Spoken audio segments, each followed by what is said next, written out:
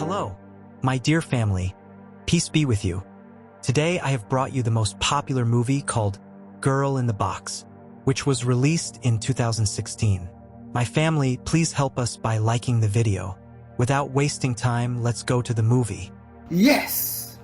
The movie starts late at night with Cameron and Janice Hooker, a married couple with a bad last name, who go into a dark forest to hide a dead body. Janice is scared and grips her prayer beads tightly, feeling bad about what happened. Her mean husband Cameron tries to reassure her, saying it was an accident and they didn't intend to hurt anyone. After putting the body in the ground, they quickly leave the place before the sun comes up. A year later, a pretty girl named Colleen is trying to get a ride by sticking out her thumb on the road to Westwood, California. After some time, a couple drives down the same road. They are actually Cameron and Janice. Colleen asks for a ride, and they gladly say yes. While traveling, the couple asks Colleen some questions and learns that she wants to surprise her best friend in Westwood. Also, nobody knows she is going there. For some reason, this makes Cameron happy, so he stops at a gas station to rest. When Colleen goes to the bathroom, Cameron quietly takes a wooden box from the trunk and puts it in the back seat of the car. Colleen comes back soon and sees the box, but she doesn't pay much attention to it. They keep driving, and Cameron suggests they stop at the ice caves before heading to Westwood. Colleen is unsure about the idea because she wants to get to California before it gets dark, but since she has no other choices, she agrees. After that, they park the car in a quiet spot. Janice is in front as they walk to the caves, but Colleen begins to feel that something is wrong. Out of nowhere, Cameron takes out a knife and puts it against her neck.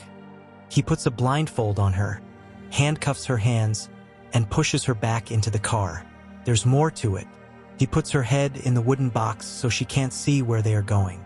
In the next part, the couple takes Colleen to their home in Red Bluff.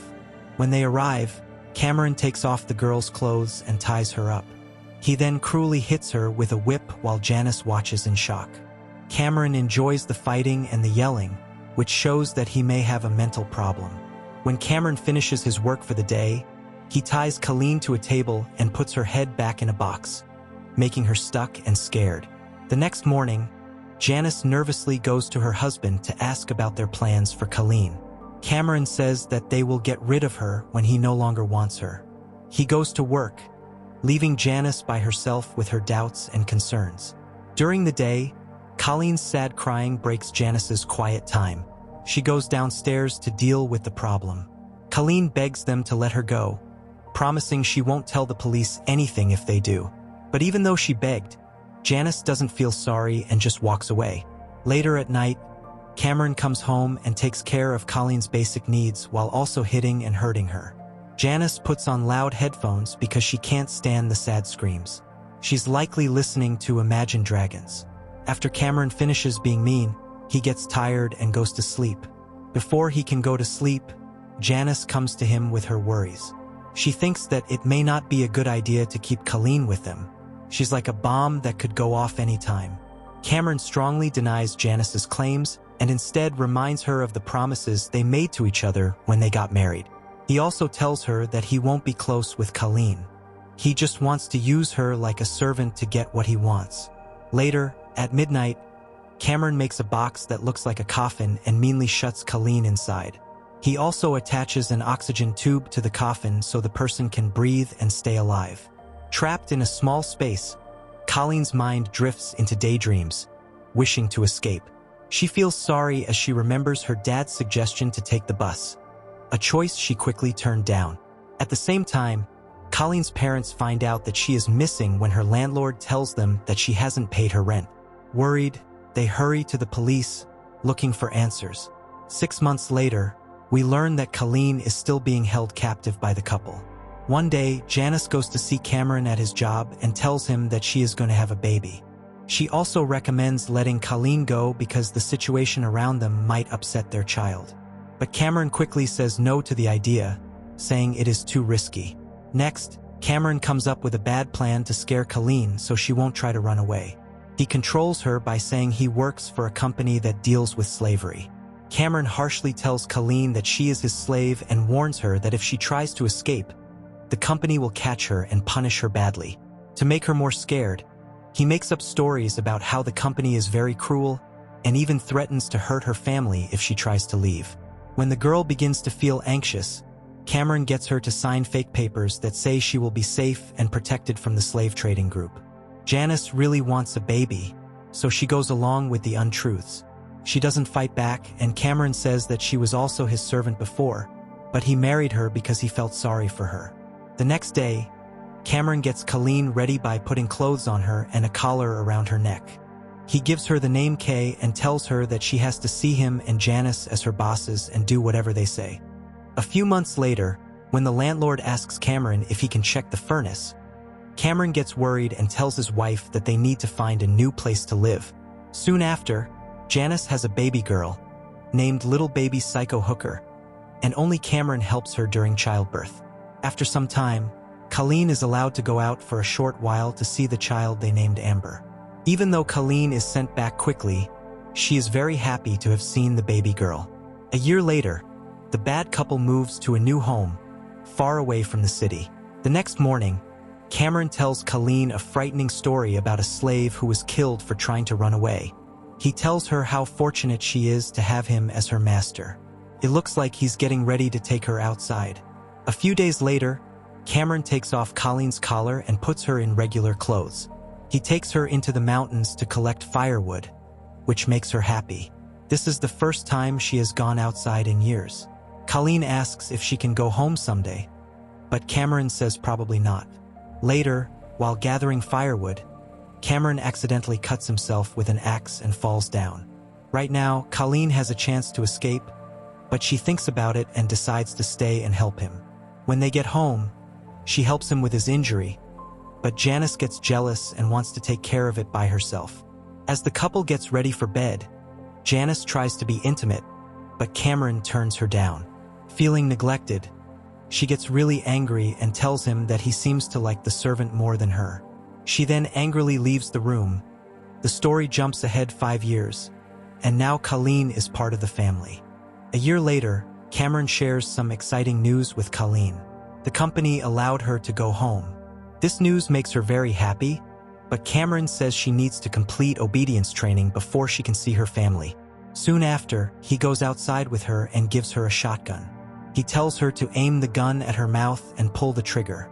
The sad girl, with tears in her eyes, does what she is told without complaining.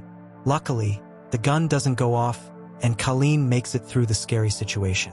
The next morning, Cameron takes Colleen to her parents' home. While traveling, he talks about the large costs he had to pay to make everything happen, which makes Colleen say thank you. They arrive at their destination, but before Colleen can see her family, Cameron tells her that the company is always watching. He reminds her to be careful and not make any mistakes. After he goes, Colleen tells her family a lie that he is her boyfriend and they have been living together for 6 years. Her parents are glad to see her again after a long time, but her sister Bonnie feels that something is not quite right. Bonnie wants to discuss it, but their dad doesn't want to ruin the happiness. At night, she can't help but ask Colleen why she hasn't spoken to her in a long time, but the frightened girl stays away from that subject. The next morning, Bonnie asks Colleen to share what's making her upset. This time, she really thinks about telling the truth, but before she can say anything, Cameron arrives to take her away. While Colleen nervously packs her stuff, Cameron talks to her mom and dad. He tells them that he and Colleen are planning to marry soon. After a little time, as they are getting ready to go, Bonnie asks where they live now. Cameron says with confidence that they are in California, but Colleen told Bonnie that they lived in Oregon. This proves she was right to think something is wrong, but she doesn't say anything right now. In the next part, Cameron gets home with Colleen and shares a surprising news with her. He says he is thinking about marrying her and having a family.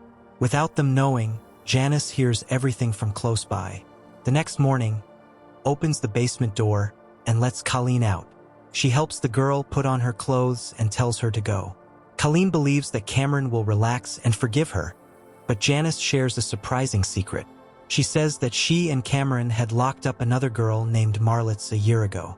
At first, Cameron acted like it was a game, but Marlot's non-stop shouting made him so mad that he ended up killing her.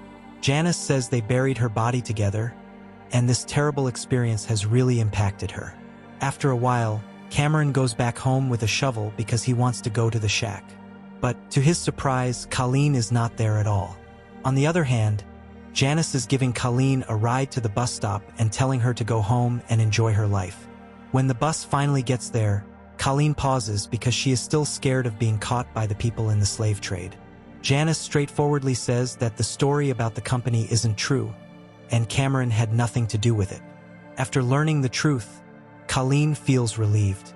She gets out of the car and goes on to the bus. As Cameron heads home, he is seen sitting on the floor, crying because he has lost both Janice and Colleen. In the last scene, we find out that Janice told the police everything to relieve her feelings of guilt. The police looked into the case, and because of that, Cameron was put in prison for 104 years. Janice was given immunity for speaking out against him. Sadly, Marlot's body was never found. The movie finishes with the police revealing that Colleen was kept as a prisoner for 2,640 days, which is the same as 7 years. The movie ends here. Please, my family, don't forget to like the video and subscribe to the channel. Thank you.